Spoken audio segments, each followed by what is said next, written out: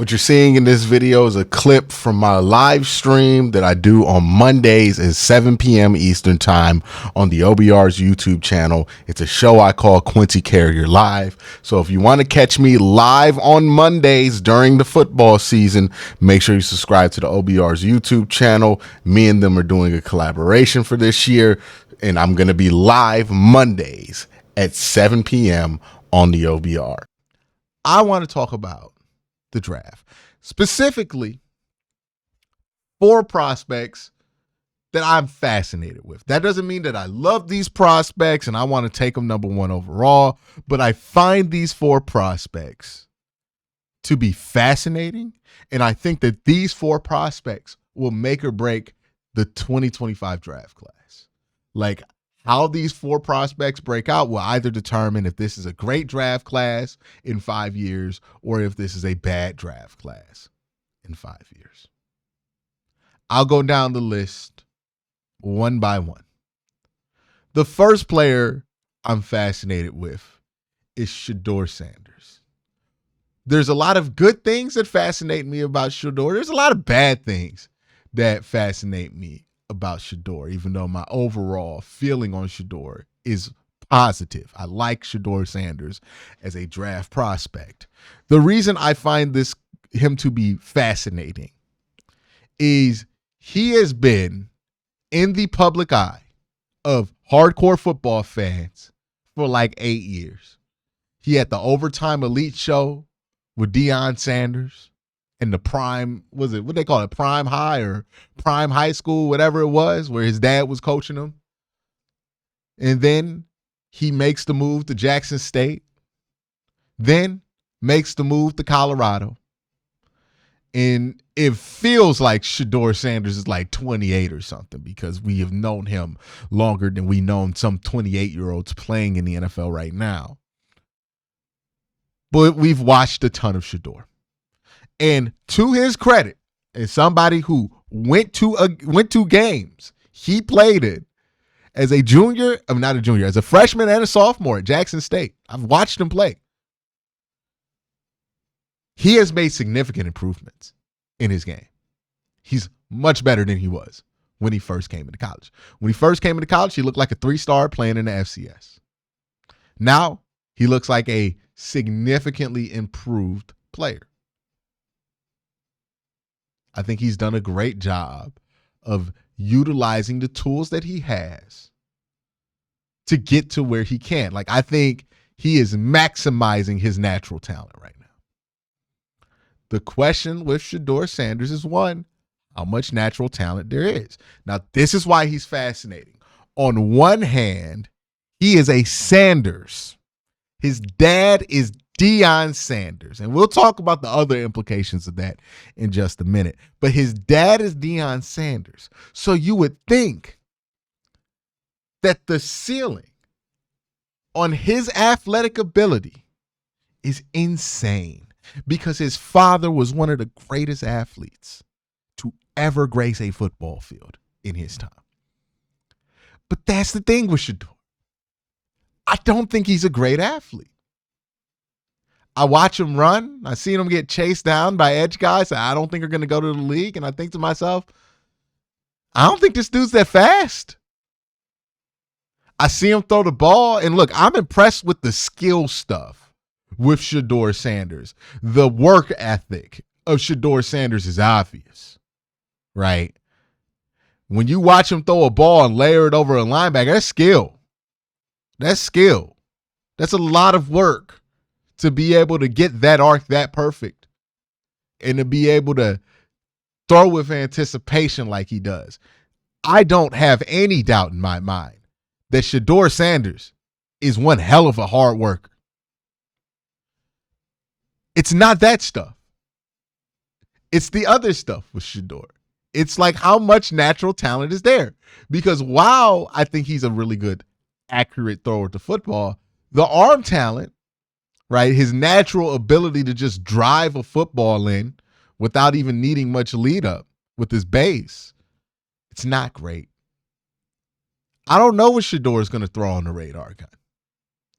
I don't know how far he's going to throw at his pro day. What I do know is when I watch him on TV and when I've seen him in person, the arm strength feels rather pedestrian. Now, he is Deion Sanders' son. It is possible that he develops whatever he needs to develop and he gets the natural ability up where it needs to be. But I think the interesting thing about Shedeur Sanders is despite being the son and the most notable son of one of the greatest athletes of all time, what makes Shedeur Sanders special? It's up here. It's all up here. Like athletically, I think if his name instead of Shedeur Sanders was Shedeur Jackson, we wouldn't really be checking for him as an athlete. We would be talking about him as a more cerebral player.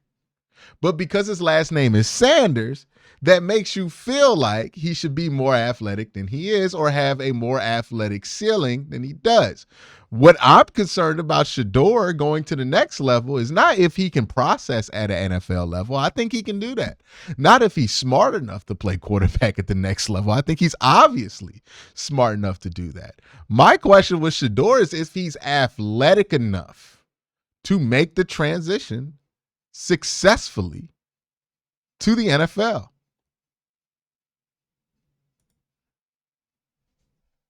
He has everything he needs up here.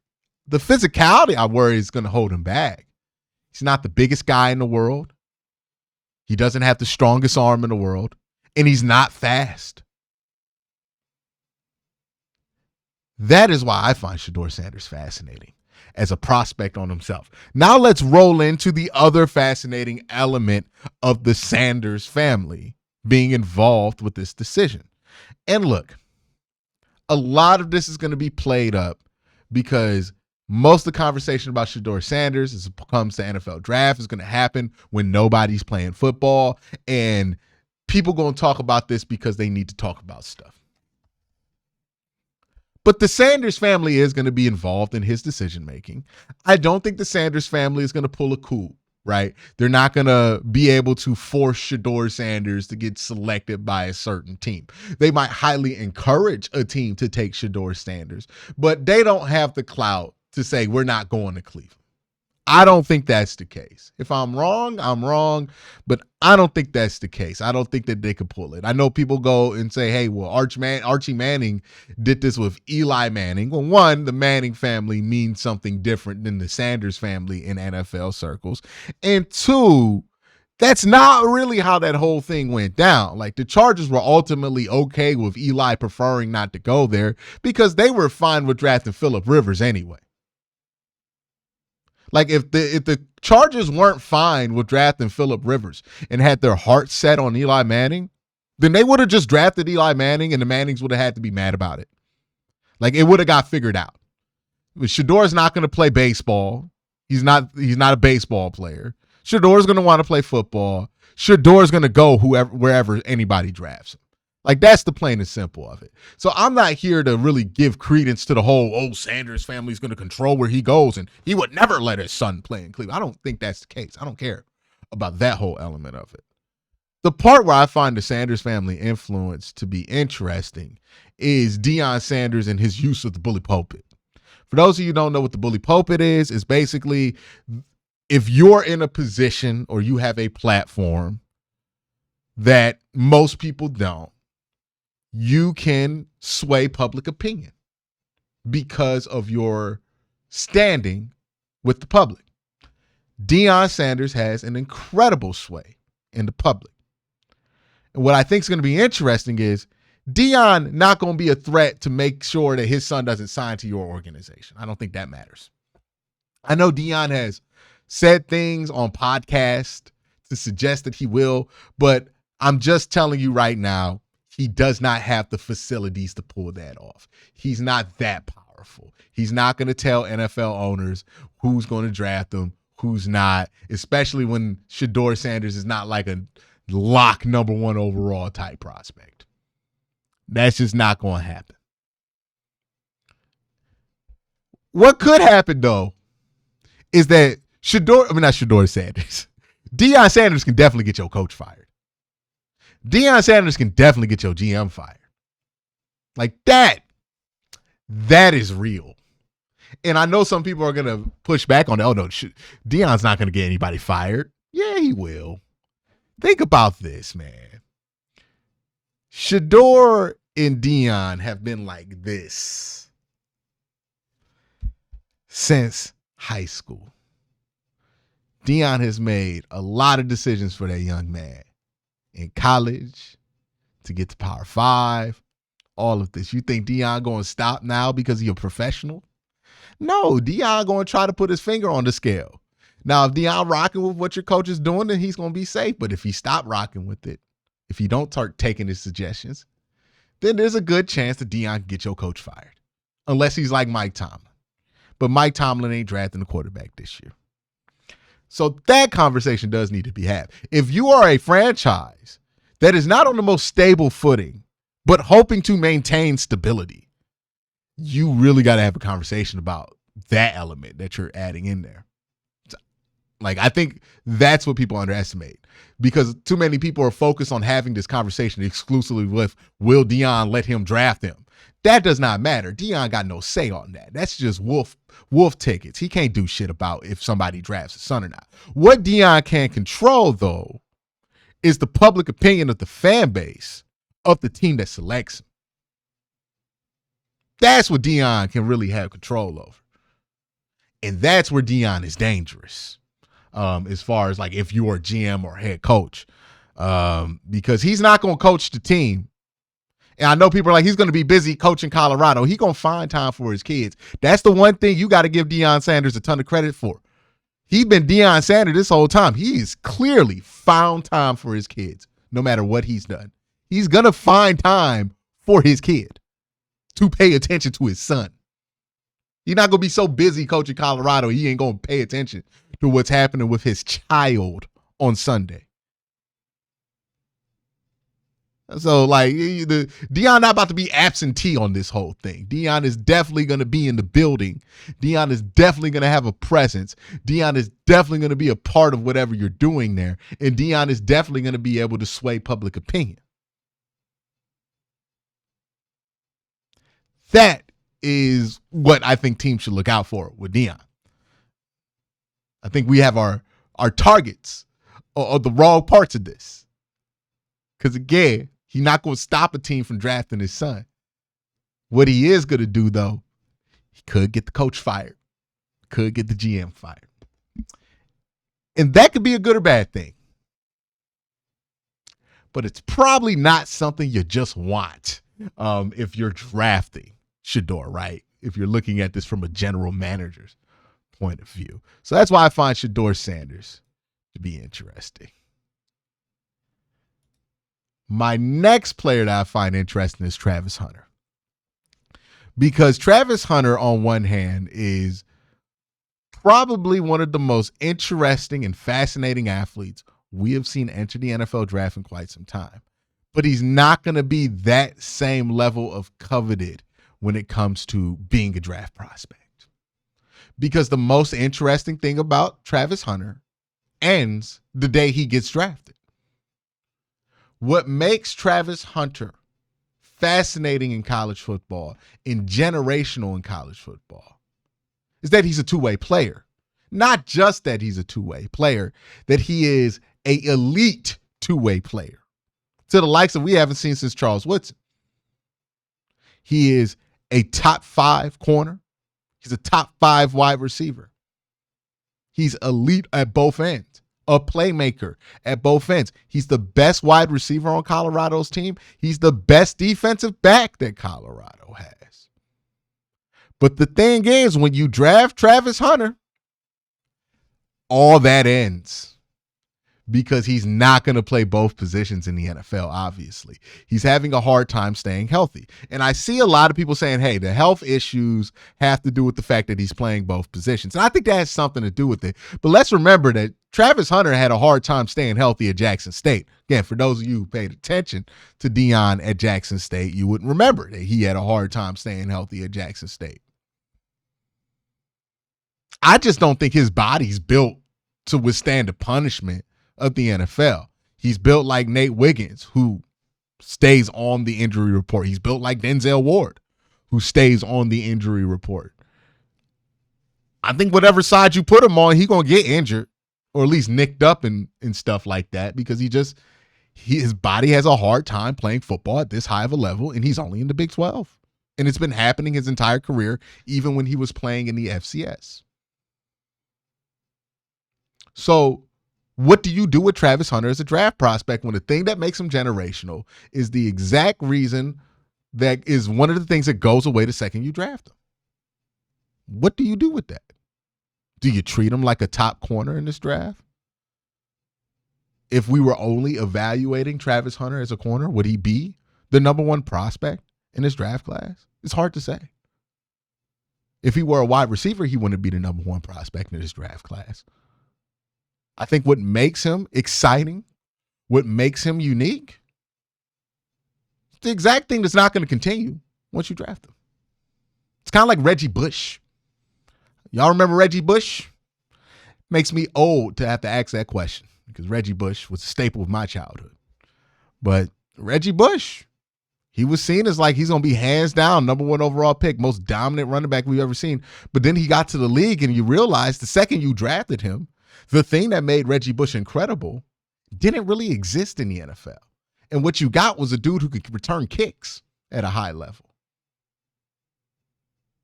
Like, is Travis Hunter, as an NFL prospect, going to have a similar transition that Reggie Bush had? That's the big question with him. That's what makes him fascinating to me. Third guy that I find fascinating, Jalen Milroe. I find Jalen Milroe and his stay at the University of Alabama to be so interesting. Jalen Milroe been at Alabama, 4 years? He's already graduated he's in the middle of his fourth year, and he started as a graduate. So that would suggest to me that he graduated college in 3 years. Now, not a lot of prospects, especially prospects as young as Jalen Milroe, come out of college graduates. He's already graduated early. I like that. It's a very intangible thing, but I like that. Jalen Milroe also has improved significantly every year he's been at Alabama. I remember the first time I saw him, the second time I saw him, and the third time I saw him. Each year he looks completely different and he looks improved. He's also done that in spite of having 3 different offensive coordinators for every year that he started at Alabama. He had Bill O'Brien, who has admitted that he didn't even believe in Jalen Milroe when he got there. Tommy Rees the year after, where they went to the college football playoff, and right now he's playing in Caleb DeBoer's system. The whole time you've seen Jalen Milroe, all the improvement you've seen with Jalen Milroe, this has been done in a new offense every time. I think that matters. Like, when I look at stuff, when you try to figure out why certain quarterbacks fell through the cracks, it's because they didn't put up the numbers that you were expecting them to put up. And then you find out little details like this. This is the stuff that pops up that nobody talks about. 3 offensive coordinators, 3 years. Kids learned 3 new offenses in 3 years and has still found a way to get better every year. I mean, you could just look at Jalen Milroe. You know the work ethic is insane. And then there's the athletic ability. I'm not being hyperbolic when I say this.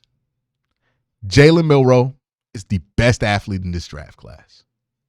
Y'all see him run past Georgia's defense? What about this week versus LSU? He ran through the LSU defense for the second time in his career. This is interesting stuff. Now, as a runner, he's also fascinating because you look at him, you hear the fact that he can run, and you hear me say stuff like he is the best athlete in this draft class. And you think he's like Lamar Jackson, but he's not like Lamar Jackson. He's like Derrick Henry, but plays quarterback. Like, he just runs so fast, so quick. It's not Derrick Henry. Let me rephrase that.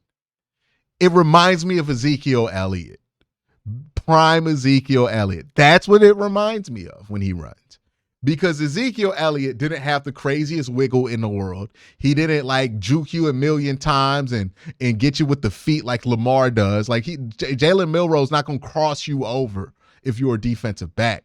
But what Jalen Milroe has is he can go from 0 to 100 with his agility so quick in the same way that Zeke Elliott used to do at Ohio State. But he plays quarterback. And as a quarterback, he's gotten better every year. Now, is he where you want him to be as a passer? No. He has some clear levels of development to be there. But is he hopeless as a passer? Absolutely not. He is not a hopeless passer at the quarterback position. Mechanically, I think he needs to be a bit more refined. But I watch his work ethic. I look at the fact that he graduated college super early. I look at the fact that he's learned a new offense every year of his college career. And I think to myself, if that kid needs to learn new mechanics, I trust that kid to learn new mechanics. And that's the thing about projecting these guys. Yes, we got to look at them as athletes. Yes, we got to look at them as football players and what their production has been. But also, we got to look at them as human beings. Do you trust this human being to get better at football?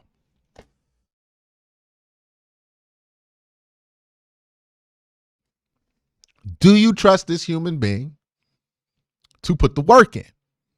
Do you trust this human being to have the tenacity, right? We talked about Jed Wills lacking this. You can have all the physical ability you want.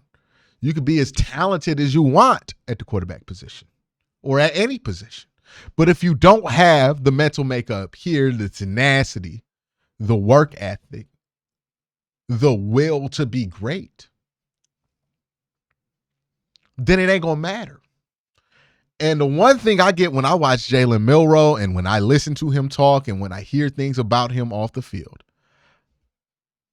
that gives me the feeling of somebody who's going to be somebody. Like that dude, for whatever reason, feels like a leader.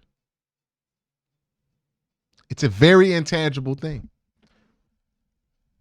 But I just trust that kid to put the work in, to get better, more than anybody else in this draft class, because I've seen him do it despite the circumstances being absolutely crazy for him. Think about it.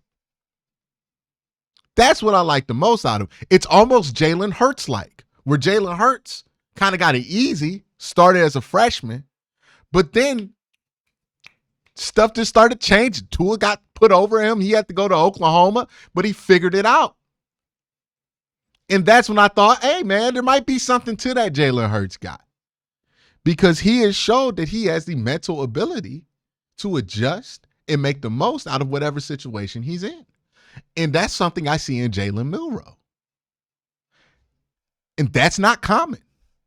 And then you add on top of his athletic ability, which obviously is not common.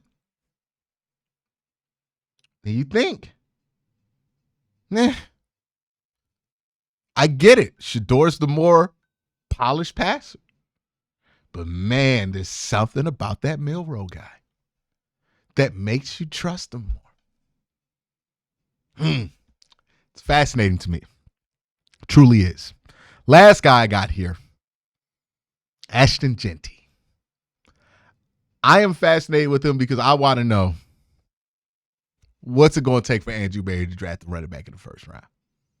There seems to be some positions that Andrew Berry is so allergic to.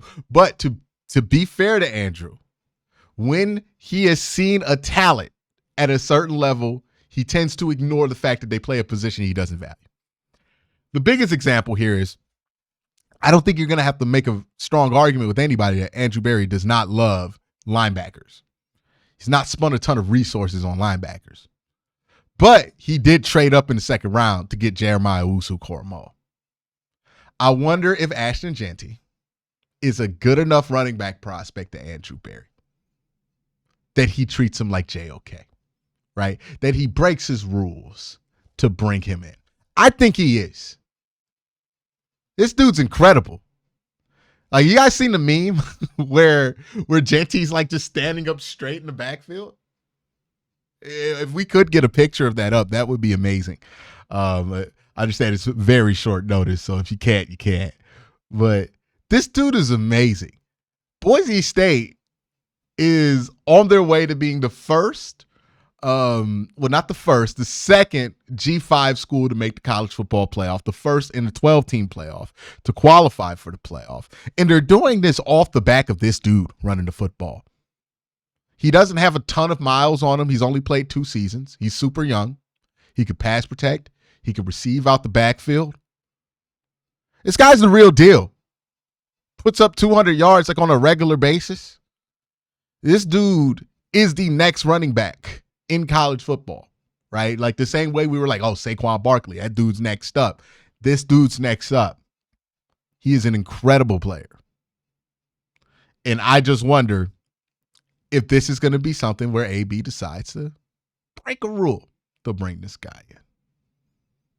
Yeah, there it is. Him and Nick Chubb both stand up straight. Could you imagine like a 22 formation with both of them just standing up like this and you a linebacker having to deal with that? Oh, man, that'd be fun.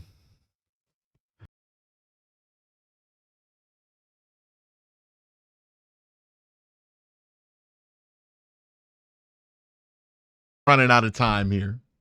Let's talk about the Cavs.